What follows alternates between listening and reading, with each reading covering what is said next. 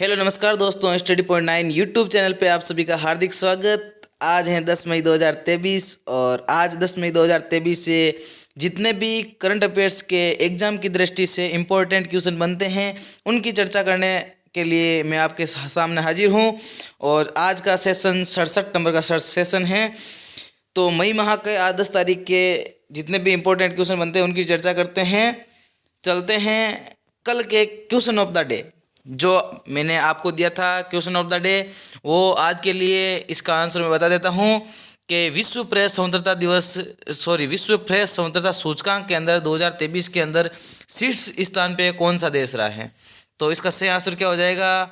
Option number B इसका सही answer हो जाएगा। जिन्होंने ही कमेंट बॉक्स में फिनलैंड ऑप्शन चुना है उनका एकदम करेक्ट है।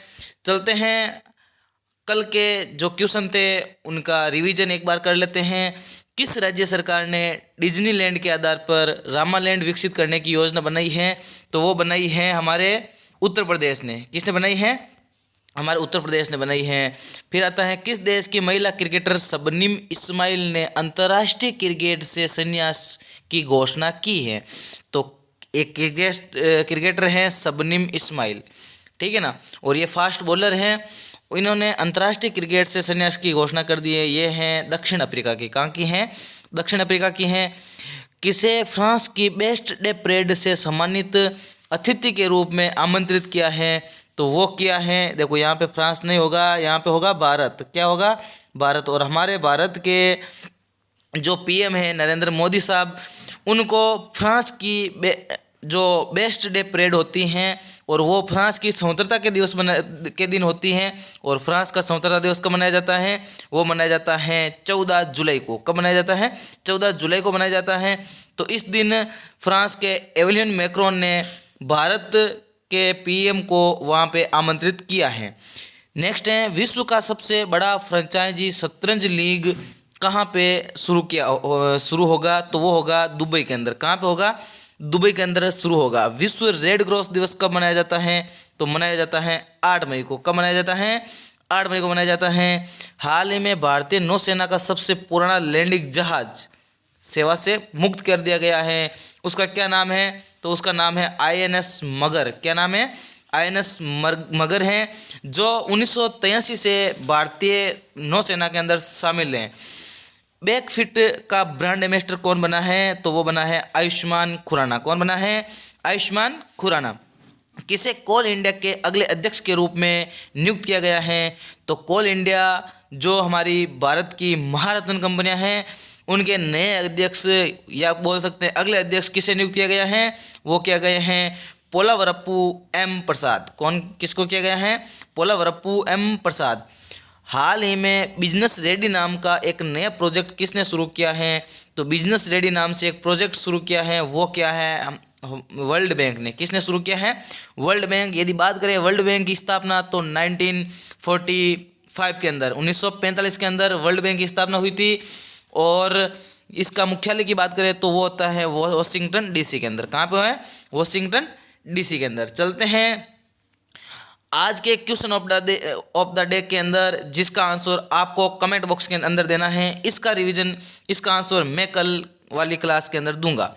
देखिए, मेली लेबोना क्रिकेट क्लब MCC, ये क्वेश्चन आपको करवाया हुआ है। MCC के नए अध्यक्ष किसे चुना गया है? इसका आंसर आपको कमेंट बॉक्स के अंदर देना है। चलते हैं आज के फर्स्ट क्वेश्चन के ऊपर। तो आज का फर्स्ट क्वेश्चन क्या कहता है कि हाल ही में जम्मू कश्मीर के बाद किस राज्य में लिथियम के भंडार मिले हैं? देखिए साथियों, अभी कुछ ही दिनों के पहले जम्मू कश्मीर के अंदर लिथियम के भंडार पाए गए थे और उसमें एक 4th लेवल होता है चेकिंग का। अभी खनन नहीं किया है, लेकिन 4th लेवल होता है। खनन करने से पहले उसकी जांच की जाती है, कितना लिथियम है ज़मीन के अंदर और कितना नहीं है। तो उसी आधार पे यदि उसकी कॉस्ट ज़्यादा आ जाती है, उससे निकालने की कॉस्ट उस लिथियम के भंडार से ज़्यादा आ जाती है तो उसको नहीं निकाला जाता है। तो जम्मू कश्मीर के अंदर लिथियम के भंडार मिले हैं, उसके L3 लेवल क्रॉस कर लिया है। इसका मतलब वहाँ के भंडार अच्छी तरह से और बहुत सारे भंडार हैं। अब वर्तमान में लिथियम के भंडार कहाँ पे खोजे गए हैं, तो वो खोजे गए हैं राजस्थान के अंदर। राजस्थान के अंदर डीडवाना के अंदर खोजे गए हैं। देखिए वो जो अभी हेलीकॉप्टर ऊपर उड़ रहा है ना, वो इसी के लिए उड़ रहा है। किसके लिए देखिए दोस्तों, जो अभी हेलीकॉप्टर ऊपर उड़ रहा है ना आपके ऊपर, कभी कभी वो बहुत नीचे उड़ रहा है, कभी खंबे में फंस जाता है, वो किसके लिए उड़ रहा है, वो इन खनिजों की खनन के लिए, उनकी जांच करने के लिए ही उड़ रहा है, ठीक है ना। देखिए इसकी जो इम्पोर्टेंट पॉइंट्स है वो बात कर लेते हैं। तो हाल ही में जम्मू कश्मीर के रियासी में खोज के बाद राजस्थान के डेगाना में, कहाँ पे, डेगाना में, सॉरी डीडवाना बोल दिया मैंने, डेगाना के अंदर लिथियम के भंडार की खोज की गई है। माना जाता है कि ये डेगाना में खोजे गए भंडार जम्मू कश्मीर में पाए जाने वाले भंडार से भी बड़े हैं।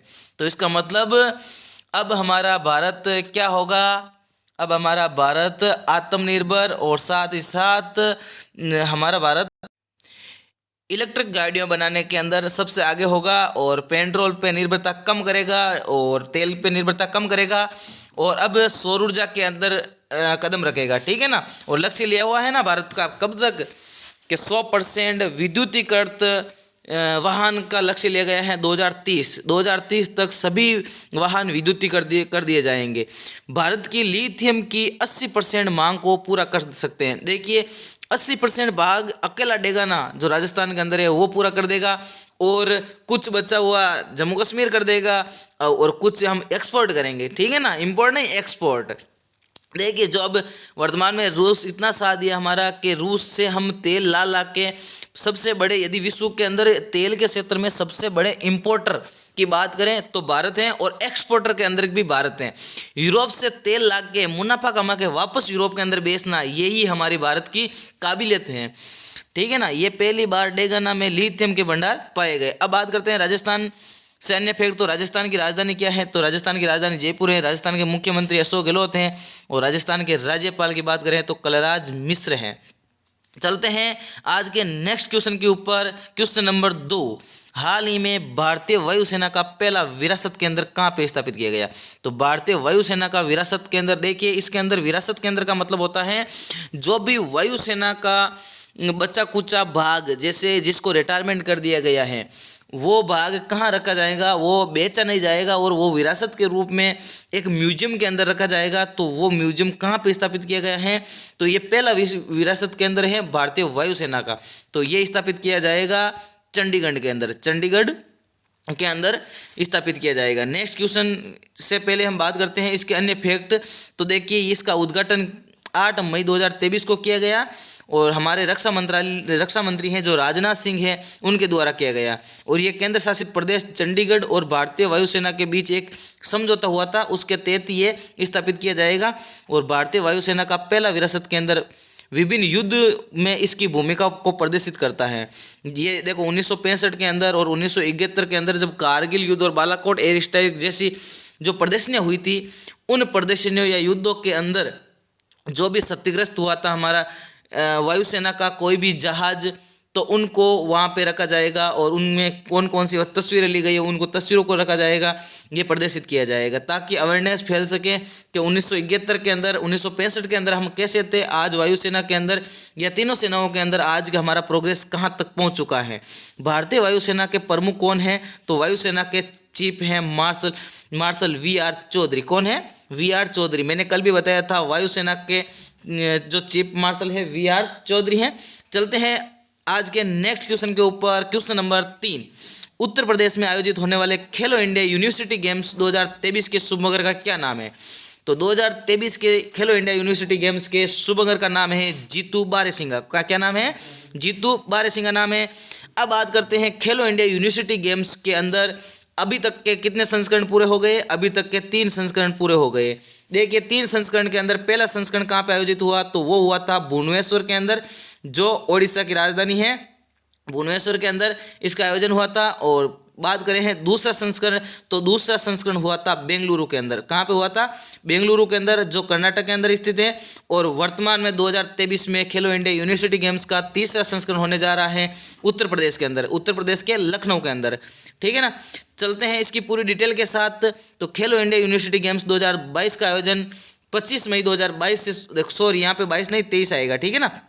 यहाँ 25 मई 2023 से और उत्तर प्रदेश में 3 जून 2023 से बारहसिंगा इसका उत्तर प्रदेश का राज्य पशु है, उसी के नाम पे उनको वहाँ पे सिंबल दिया गया है। खेलो इंडिया यूनिवर्सिटी गेम्स की बात करें तो ये लखनऊ के अंदर, और शुरुआत होगा, उद्घाटन समारोह कहाँ पे होगा तो लखनऊ के अंदर, और समापन समारोह होगा तो वो होगा वाराणसी के अंदर। खेलो इंडिया यूनिवर्सिटी गेम्स के अंदर अंडर 17 यूनिवर्सिटी के खिलाड़ियों की भागीदारी होगी। कितनी यूनिवर्सिटी तो 27 यूनिवर्सिटी के खिलाड़ियों की भागीदारी होगी, और देश भर के लगभग 40,000 एथलीट सहित लगभग 7500 लोग इस खेल के अंदर भाग लेंगे। चलते हैं आज के नेक्स्ट क्वेश्चन की ओर। क्वेश्चन नंबर 4, किस राज्य में आम लोगों के लिए अपनी पहली एयर एम्बुलेंस सेवा, याद रखना दोस्तों, पहली एम्बुलेंस सेवा किसके लिए, आम लोगों के लिए किसने शुरू किए हैं, वो शुरू किए हैं झारखंड राज्य ने। किसने शुरू किए हैं, झारखंड राज्य ने शुरू की हैं। चलते हैं इंपॉर्टेंट पॉइंट्स के ऊपर। तो झारखंड के वर्तमान में मुख्यमंत्री कौन है, वो है हेमंत सोरेन। कौन है, हेमंत सोरेन। और ये झारखंड की पहली एयर एम्बुलेंस सेवा है। इसके अंदर 7 स्थानों के अंदर रांची, देवघर, बोकारो, जमशेदपुर, दुमका, धनबाद, गिरिडीह इनमें उपलब्ध होगी। ये एयर एम्बुलेंस सेवा जो आपात स्थिति के अंदर ही काम करेगी। और यदि बात करें झारखंड की राजधानी तो वो हो जाएगी आपको रांची, और मुख्यमंत्री हेमंत सोरेन और राज्यपाल हैं सीपी राधाकृष्णन। एक ट्रिक के माध्यम से आपको बताना चाहता हूँ कि आप ट्रिक के माध्यम से इसको कैसे याद कर सकते हो। जैसे देखो यहाँ पे है राधा और यहाँ पे हेमंत, हेमंत का मतलब हो जाता है हिम्मत, और राधा जी हिम्मत से जारा लेके किसके पीछे भागती हैं, कृष्ण के पीछे भागती है। किसके पीछे भागती हैं, कृष्ण के पीछे भागती हैं। चलते हैं नेक्स्ट क्वेश्चन की ओर। तो आज का 5 नंबर क्वेश्चन है कि भारत का पहला अंतर्राष्ट्रीय मल्टी मॉडल लॉजिस्टिक पार्क कहाँ पे स्थापित किया जा रहा है। तो भारत का पहला अंतर्राष्ट्रीय मल्टी मॉडल लॉजिस्टिक पार्क वो स्थापित किया जा रहा है असम के अंदर। कहाँ पे स्थापित किया जा रहा है, असम के अंदर स्थापित किया जा रहा है। चलते हैं इंपॉर्टेंट पॉइंट्स के अंदर। तो 693.97 करोड़ रुपए की लागत से बनाए गए ये पार्क जलमार्ग, सड़क, रेल और वायु से सीधा संपर्क प्रदान करेगा। तीनों देखो, जलमार्ग, सड़क, रेल और वायु, इन चारों डिपार्टमेंट से सीधा संपर्क करेगा। इस परियोजना का उद्देश्य होगा भूटान और बांग्लादेश जैसे पड़ोसी देशों सहित भारत के पूर्वोत्तर क्षेत्र में परिवहन नेटवर्क को पुनर्जीवित करना। ठीक है ना। चलते हैं नेक्स्ट क्वेश्चन की ओर। विश्व थैलेसीमिया दिवस 2023 कब मनाया गया।